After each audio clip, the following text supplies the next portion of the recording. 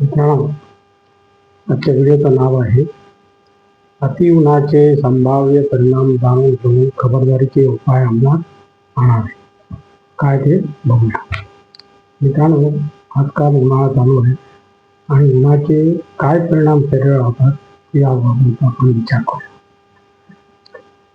अति उकाड्याचा शरीरावर विपरीत परिणाम नक्कीच होतो. खास करून जेव्हा थंड वातावरणातून आपण गरम वातावरणात जातो तेव्हा एकूणच शरीरावर एक प्रकारचा भार पडतो.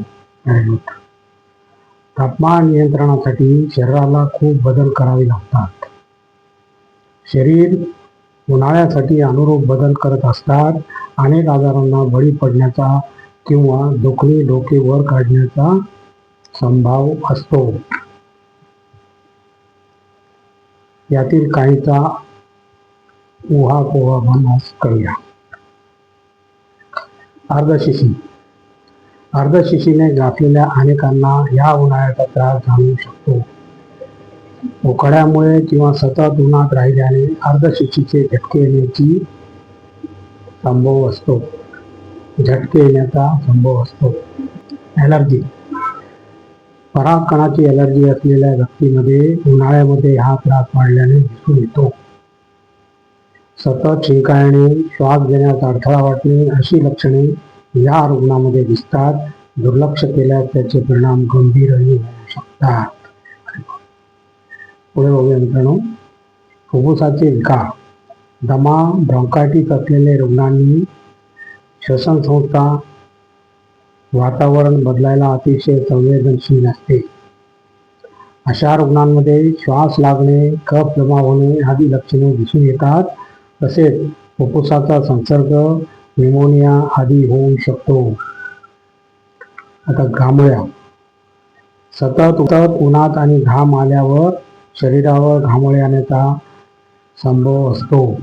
शरीरातील घामाच्या ग्रंथींमध्ये अडथळे आल्याने येणाऱ्या सुजेमुळे त्वचेवर लाल पुरळ उठतात.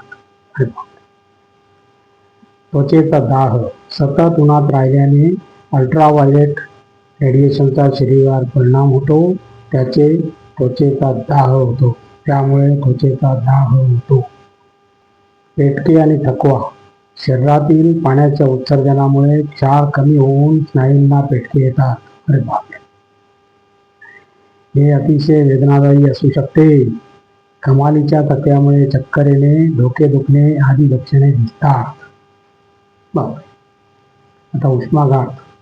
सतत उन्हात राहिल्याने उष्माघात होऊ शकतो. त्वचा कोरडी होऊन त्याचे तापमान वाढणे, चिडचिड होणे आदी लक्षणे यावेळी दिसून येतात. हृदयविकार व स्ट्रोक. शरीरातील घामावाटे पाणी कमी होत असल्याने रक्तातील पाण्याचे प्रमाण कमी होते. त्यामुळे त्याच्या घोटण्याची क्षमता वाढीस लागते. ही स्थिती हृदयविकार व स्ट्रोक यांना कारणीभूत ठरू शकते. उन्हाळ्यात जीवाणूंची वाढ वेगाने होत असल्याने अन्न लवकर खराब होऊन ते बाधण्याची शक्यता असते. त्यामुळे अतिसार, हिवताप, कावीळ आदी आजार होऊ शकतात. तसेच संसर्गाचे प्रमाणही वाढल्याने सर्दी, ताप, नाक चोळणे, गोवर काढण्या आदीचा त्रास होऊ शकतो. आणि अशा प्रकारे मित्रांनो आजचा आपला व्हिडिओ संपलेला आहे. आणि तुम्हाला जर माझा व्हिडिओ आवडला तर लाईक करा, शेअर करा, सबस्क्राईब करा आणि कमेंट जरूर करा. नमस्कार. जय हिंद.